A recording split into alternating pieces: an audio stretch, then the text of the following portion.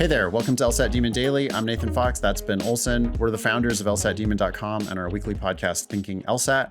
We've got an email here from Anna. Hey, Ben and Nathan.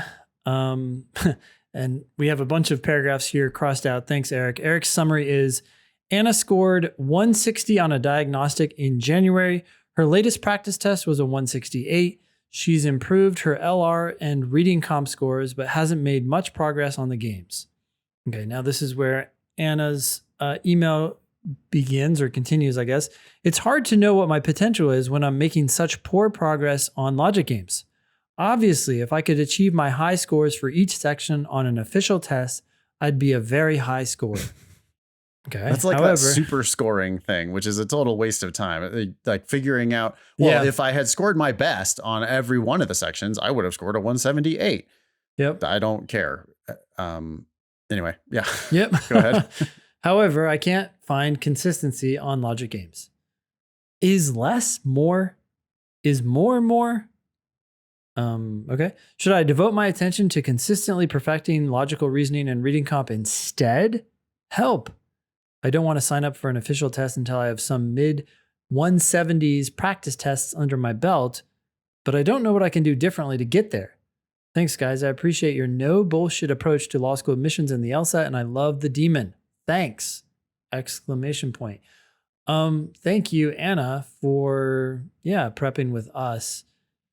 I think you just got to keep going and don't give up on logic games. That is a section you can perfect. You need to go at it more. Yeah, if you're shooting for mid 170s, you basically need perfect on the games. So you've just got to buckle down and do the games. I skimmed a little bit of the crossed out part of the email, and it says that she's been studying 90% of her time focusing on the games, which is great. But how many games have you actually done, Anna? There are 400 of them available for practice in the Demon, roughly 400 available for practice in the Demon. And we frequently hear from students who, I've been studying games. I mean, that's basically mostly what I do. I've been studying games 90% of the time, but they've only really done like 100 games or 200 games, which is a lot actually, right? To get to cover half of the games, to cover 200 games, that means that you've done 50 timed sections or 50 sections worth of games. Yeah. 50 sections worth of games. That takes a while to do that many games. Yeah. Right. Like you do a section a week for a year, and that gets you to 50 games or 50 sections of games.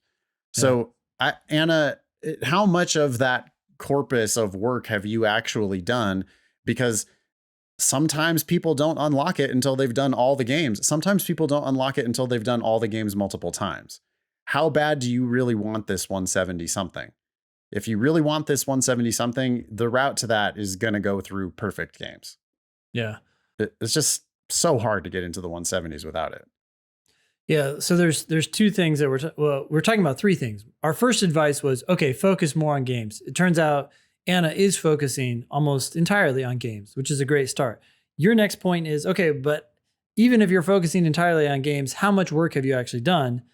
My next question is, even if you've done 200 games or 300 games, how are you doing those games? Are you doing a game and then just watching the video and being like, yeah, that makes sense. Next game. Or are you saying, wait a sec, I got a clue here of what direction I could go to solve this game. Let me try to do this game again right now without any more help from the video. And can I figure it out on my own now? And you'd be surprised how much of the time you run into problems then too. And that's where the learning takes place. Because then you're going back and you're saying, what did I miss? What did they do differently? Or why did they make worlds there? Why didn't they make worlds on this variable? And that's where the learning takes place. Do the same game multiple times. Try the same game multiple ways.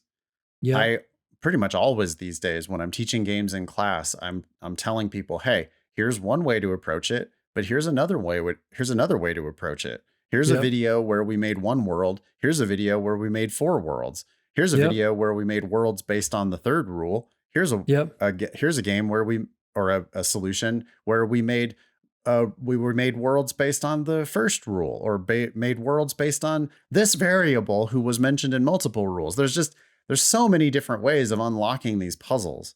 Yeah, absolutely. Just yesterday in class, we did a game and looked over at the explanations to see the titles, because the titles now say what the worlds are based We're on, working right? toward that. Yes, there's an ongoing project to make sure that that's the case, but it's slowly going to percolate through the whole demon. Yeah. So thankfully for this game, that had happened. And I saw that 3 of the videos said one world setup or one world game or whatever, you know?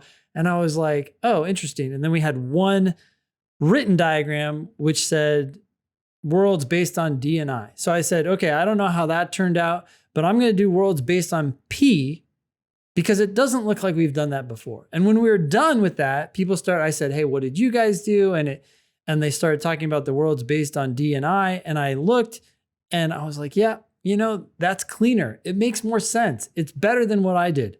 But this worked, right? Like everybody, we just did this game and it made sense and it wasn't bad.